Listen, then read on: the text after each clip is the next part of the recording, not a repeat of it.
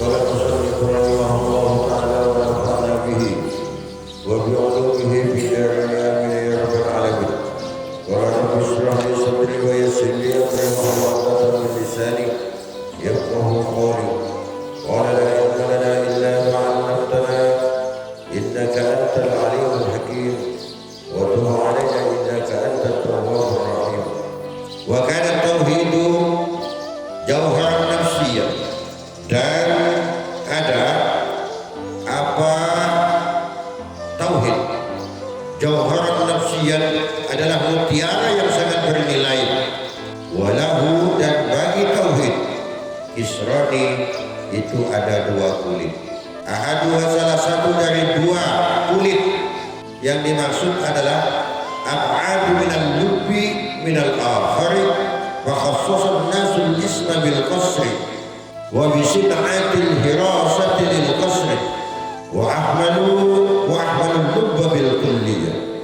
Adapun salah satu dari dua kulit tauhid yang dimaksud ab'adu minal lubbi adalah lebih jauh anil lubbi dari isinya, minal akhar dari yang lain, ketimbang yang lain. Wa khassasan nasal isma bil qasri, maka lebih mengkhususkan siapa manusia terhadap nama tauhid itu bil qasri, terhadap kulitnya, wa bisin'atil hirasati, dan melakukan penjagaan lil qasri, terhadap kulit. Wa ahmalu, dan menyia-nyiakan siapa manusia al-lubbi, terhadap isi bil kulliyah, secara keseluruhannya. Maksudnya di sini adalah hari ini tauhid ini, kata Imam Ghazali, bungkusnya itu ada dua, kulitnya ada dua. Yang pertama, manusia itu banyak sekarang ini justru yang dijaga di kulitnya. Kalau istilah kita hari ini, yang dijaga itu casing, yang dijaga itu fisik luarnya. Kalau manusia yang dijaga sekarang mukanya, kulitnya, kulit luar ini, zahirnya ini yang dijaga. Gimana kulitnya halus, glowing kalau orang, gimana mukanya segala macam mengkilat, tapi dia tidak pernah berpikir kalau hatinya kotor, tak pernah berpikir kalau hatinya unek-unek, kalau tak pernah berpikir dia, tak pernah dia berkeinginan untuk mengglowingkan hatinya. Itu manusia hari ini yang ditinggalkan, dan itu mereka anggap tauhid, padahal bukan itu, kata Imam Ghazali. Tauhid itu bukan seperti itu. Tauhid itu bukan kulit, tetapi tauhid adalah isi yang ada di dalam. Fal qasrul awwal, adapun kulit yang pertama, antakuna bilisanika, ketika engkau berkata dengan lisanmu, dengan lidahmu, la ilaha illallah Muhammadar Rasulullah, wa hada yusamma tauhidan, dan ini yusamma dinamakan dengan tauhid, munaqidan, yang dilawankan litaslimi, terhadap kepercayaan tiga Tuhan yang disebut apa? Trini, alladhi yusarrihu bihin nasara, yang menegaskan bihi, terhadap trinitas ini, kepercayaan tiga Tuhan. An-nasara siapa? Orang-orang Nasrani. Walakinnahu, dan akan tetapinya, qad yasduru, sungguh kadang-kadang datang, minal munafiqil ladzi, dari orang-orang munafik, alladzi yukhalifu sirruhu jahrahu, yang tidak sesuai apa batinnya orang, jahrahu, terhadap zahirnya seseorang. Ini maksudnya kita sekarang menganggap yang disebut tauhid itu adalah ketika la ilaha illallah, itu tauhid, padahal itu masih kulit tuh, belum masuk ke dalam, belum masuk ke intinya. Boleh barang dapat lo, boleh betul. Itu boleh lo, mah beda nonton dulu, mai dulu lagi beda, gula merah, beda ampas, belum nyampai ke situ anda, baru nyampai di kulit pisangnya itu saja. Itu yang masuk. La ilaha illallah itu yang dimaksud. Itu ketika mengucapkan itu kan kalimat tauhid namanya. Padahal kata Imam Ghazali, kamu mengatakan la ilaha illallah, tiada Tuhan selain Allah, tetapi kamu sendiri kadang-kadang mulutmu berkata seperti itu. Hatimu tidak seperti itu. Kamu masih saja membenarkan, masih saja menganggap benar terhadap orang yang bertuhankan lebih dari satu. Banyak terjadi. Seperti contoh orang yang heboh-heboh. Seolah-olah kita ketika ada di depan orang agama orang lain, di depan orang yang beragama lain. Kalau saya sholat ke masjid, kamu peribadatannya ke gereja, tujuannya kita sama, untuk mendekatkan kepada Tuhan kita. Seolah-olah dia membenarkan bahwa agama lain ketika datang ke tempat ibadahnya itu dibenarkan. Padahal itu apa namanya? Sama saja kita percaya dengan ajaran yang tidak benar itu.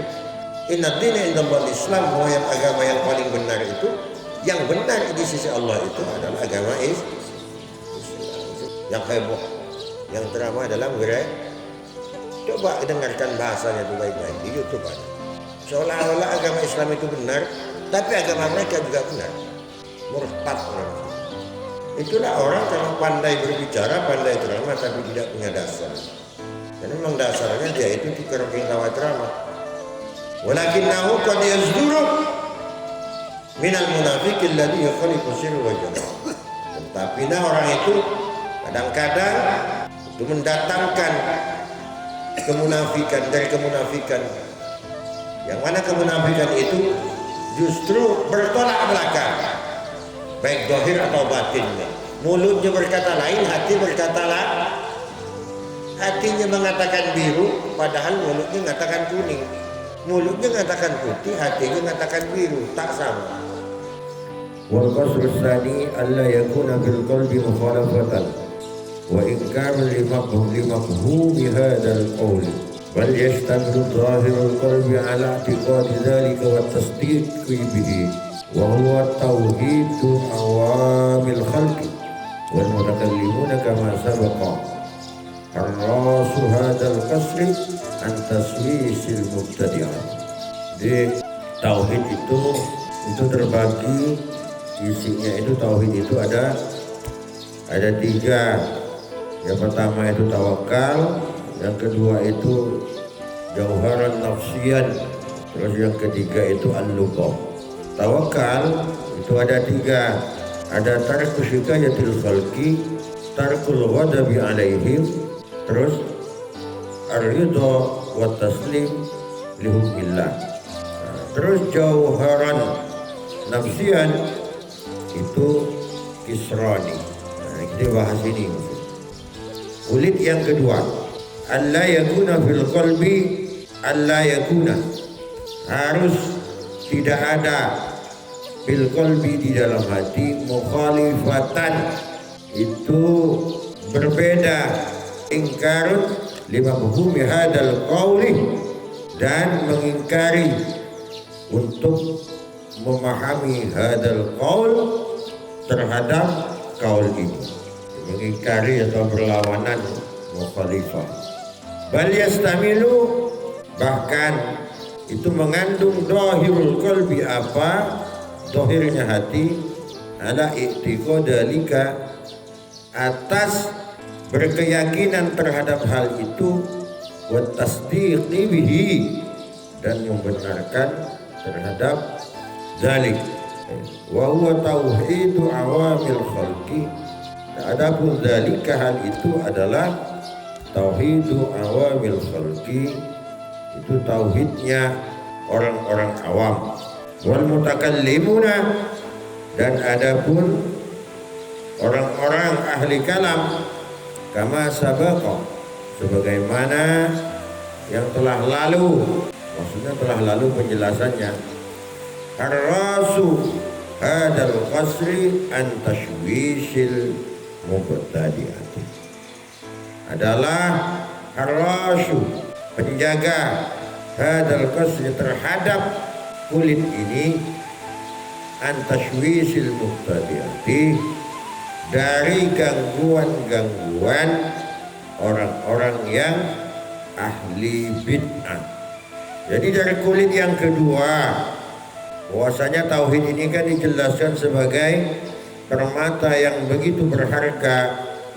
Itu akan tetapi kadang-kadang sudah tahu Sesungguhnya yang ia lakukan itu tidak sampai kepada inti tauhidnya, tidak sampai kepada jauhar nafsiyah, tetapi dia baru sampai kulitnya saja. Allah yakunal qalbi mukhalifatan wa ingkar mubhirul qaul. Yang keduanya adalah hati seseorang itu terkadang dia beda dengan apa yang ia katakan, beda dengan apa yang ia lakukan, tidak sama dengan apa yang dimaksudkan oleh Imam Al-Ghazali. Bahkan terkadang zahirnya hati ketika meyakini sesuatu atau membenarkan terhadap sesuatu itu dia bagian luarnya saja, tidak sampai menancap, tidak sampai betul-betul etikotnya dia itu sampai ke dasar hatinya. Itulah yang disebut dengan, kata Imam Ghazali, dengan etikot atau keyakinan yang dimiliki oleh orang-orang awam. Keyakinan dia tidak betul-betul. Ini yang jadi persoalan sebenarnya di dalam orang Islam, yang menjadi persoalan yang terjadi kepada kita orang-orang awam ini. Kita ragu, bahkan terhadap kemahakuasaan Allah saja kadang kita ragu. Wal mutakallimun kama sabaqa, sedangkan orang yang mutakallim di tauhid, maksudnya di kalam, itu sebagaimana telah lalu. Nah, inilah yang harus dijaga. Penjaganya lah orang-orang mutakallim ini, orang awam ini harus dijaga. Kenapa? Agar tidak terjerumus orang-orang yang awam ini kepada sesuatu yang bisa mendatangkan bid'ah. Wa huwa lubab. Dan ada pun yang ketiga. Yang ketiga ini maksud dari mana? Jadi yang ketiga dari tauhid ini, yang pertama tawakal, jauhar nafsiyan, yang ketiga itu al-lubab. Wa huwa al-lubabu, dan ada pun tauhid al-lubabu adalah isi. Jadi tauhid itu sesungguhnya inti. Ayyaral umura kullaha minallahi ta'ala ru'yatan taqta'u iltifatahu anil wasaiti. Jadi harus akan melihat terhadap segala urusan kulluha, seluruhnya, minallahi ta'ala, itu dari Allah subhanahu wa ta'ala, ru'yatan, di dalam melihat, memandang, taqta'ul iltifatahu, yang memutus iltifatahu terhadap menolehnya, meliriknya seseorang, anil wasaiti, dari perantara-perantara. Jadi inti dari tauhid itu adalah, kata Imam Ghazali, seseorang itu ketika melihat seluruh dari persoalan-persoalan yang terjadi terhadap dirinya itu, dia itu tidak lagi memandang sebab, tidak lagi memandang perantara, tapi semuanya dia meyakini bahwa itu semua adalah dari Allah Subhanahu wa ta'ala. Sebagai contoh yang telah diceritakan tentang Sayyidina Abu Bakar As-Siddiq, ketika sakit mau dipanggilkan dokter, tidak dibolehkan. Apa lagi ingin sana? Dokter itu hanya buat aku makin sakit.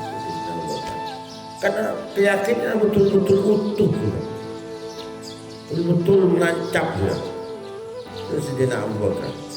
Itu inti dari tauhidnya di situ. Kalau kita ini kan tidak bisa kita masuk ke situ. Kalau sakit ya pasti kita ikhtiar, kita pasti berobat. Jadi belum ke inti kita. Karena inti tauhid itu seperti itu. Contoh lagi siapa? Nabi Ayub. Nabi Ayub itu kok sakit, diuji luar biasa. tubuhnya sakitnya sakit aneh, jarang terjadi kepada manusia.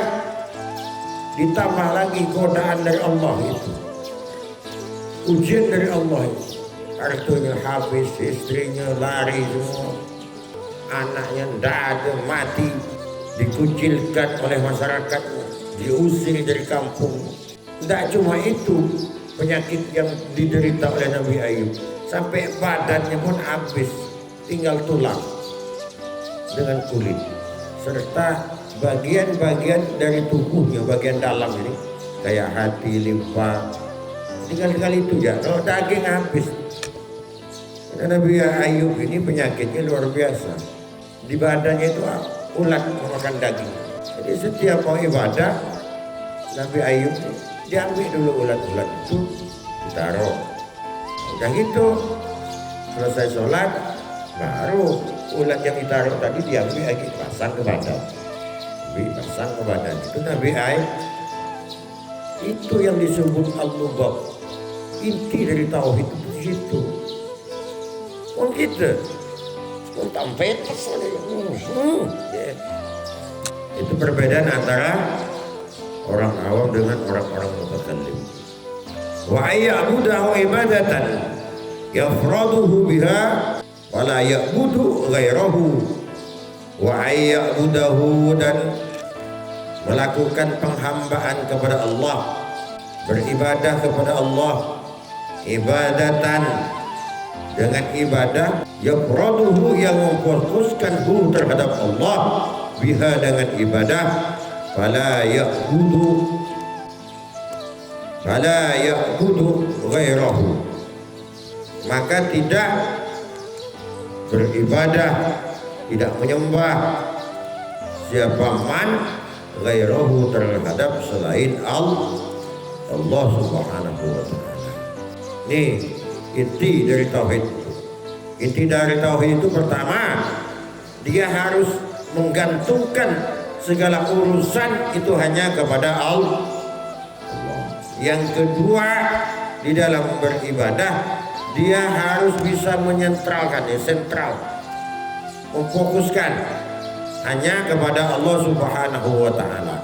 Dalam sholat sampai bejeng, tidak ada dalam sholat itu pikiran lain kecuali Allah. Itu orang yang ahli tauhid sejati, itu yang banyak tancap sampai ke intinya. Kalau sholat itu fana cuma ke Allah, tak mikir lain dia. Contohnya siapa? Sayyidina Ali. Itu saja Sayyidina Ali pernah ta'awuzu. Tetapi Sayyidina Ali itu termasuk ke yang dimaksud dari bab ini. Jadi ketika Sayyidina Ali itu ditikam, dibunuh oleh pembantunya itu atas suruhan orang Quraisy, Sayyidina Ali itu tidak sadar aja kalau ada pedang menancap di punggungnya. Kalau dia itu sudah dibunuh, ditikam dari belakang, tidak sadar, karena waktu ditikam itu saat dia sholat. Dia tahu bahwa dia itu ditikam, bahwa dia itu telah dibunuh oleh pembantunya itu ketika dia udah salam. Ketika salam, mengucapkan salam, dia melihat ada gagang pedang di punggungnya. Baru tahu. Jadi sadarnya dia merasakan sakitnya pedang itu, merasakan sakitnya tikaman pedang itu ketika dia sudah mengucapkan salam. Akhirnya ketika oleh Sayyidina Hasan dan Sayyidina Husain akan dicabut pedang itu tuh, tidak diperbolehkan oleh Sayyidina Ali. Tunggu dulu, aku mau sholat loh. Nanti tolong cabut ketika aku sholat lagi. Kenapa? Karena kalau dicabut di luar sholat, Sayyidina Ali tidak mampu, terasa sakitnya. Tapi kalau lagi sholat, jadi tidak terasa, saking khusyuk. Itu tingkat khusyuk. Sampai tertancap pedang sekalipun dia tidak terasa sakit. Karena fana billah. Ini orang yang sudah mencapai kepada inti dari tauhid itu. Yang kedua, ketika beribadah, dia itu terfokus ibadahnya itu hanya kepada Allah, bukan kepada yang lain. Wa yakhruju an hada tauhidi atba'ul hawa, dan keluar dari tauhid ini, dari pengertian tauhid ini, atba'ul hawa, apa mengikuti hawa nafsu. Kalau mengikuti hawa nafsu berarti bukan tauhid ini yang dimaksud, kata Imam Ghazali. Fa kullu man ittaba'a hawahu faqad ittakhadha hawahu ma'budahu. Karena sesungguhnya, karena setiap orang ittaba'a, yang mengikuti siapa orang, hawahu, terhadap hawa nafsunya, faqad ittakhadha hawahu, maka sesungguhnya dia telah menjadikan terhadap hawa nafsunya ma'budahu, terhadap Tuhan sesembahannya. Jadi orang yang mengikuti hawa nafsu itu, kata Al-Quran, adalah orang yang telah menjadikan hawa nafsu sebagai Tuhannya. Berarti Tuhan dia itu bukan Allah Subhanahu wa ta'ala, tetapi Tuhan dia adalah hawa nafsu dia itu sendiri. Itu hawa nafsunya, berarti Tuhannya.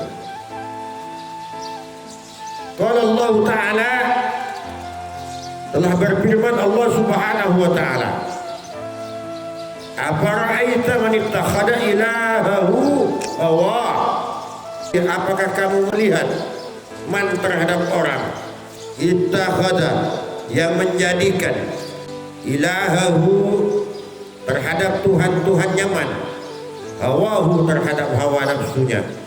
Wa qala sallallahu alaihi wasallam, tadi itu dalil Al-Qur'annya itu, bahwasanya orang yang ikut hawa nafsu itu adalah berarti orang itu yang mempertuhankan hawa nafsunya itu, bukan mempertuhankan Allah. Wa qala sallallahu alaihi wasallam, abghadu ilahin ubida fil ardi indallahi ta'ala wal hawa, yang paling dibenci Allah Subhanahu wa ta'ala, ubida fil ardi, adalah apabila dia beribadah fil ardi, di bumi, indallahi, beribadahnya kepada Allah Subhanahu wa ta'ala, huwa al hawa, huwa, adapun dia al hawa, itu mengikuti hawa nafsunya. Bilangnya dia ibadahnya kepada Allah, tapi justru dia ikut hawa nafsu. Itu paling dibenci, kata Rasulullah. Paling dibenci oleh Allah adalah orang yang mengaku beribadah kepada Allah, tapi faktanya dia mengikuti hawa nafsunya. Berarti cintanya tak murni, cintanya bohong, kata Rasulullah. Itu yang paling dibenci oleh Allah Subhanahu wa ta'ala. Ini pasti orang begitu. Jadi kalau diukur kepada ulumuddin ini, terus kita ini masuk di yang mana? Ternyata kita ini tidak ada apa-apanya, dan kita ini bukan siapa-siapa, tetapi paling tidak akan menumbuhkan di dalam hati kita. Dalam hati kita ini akan mulai tumbuh rasa bahwa kita ini sebenarnya kecil, bahwa kita ini tidak ada apa-apanya. Dari sini kesadaran ini, orang awam seperti kita, yang kita butuhkan itu adalah kesadaran yang seperti itu. Itu tumbuhnya tunas kesadaran itu nanti yang akan mengiring kita untuk selamat. Itu paling tidak kita nanti itu berada di barisan orang-orang yang tidak hanya mengandalkan hawa nafsu, orang-orang yang betul-betul telah mencapai kepada inti dari tauhid ini. Mudah-mudahan kita berada di barisannya Imam Al-Ghazali ini. Amin Allahumma amin.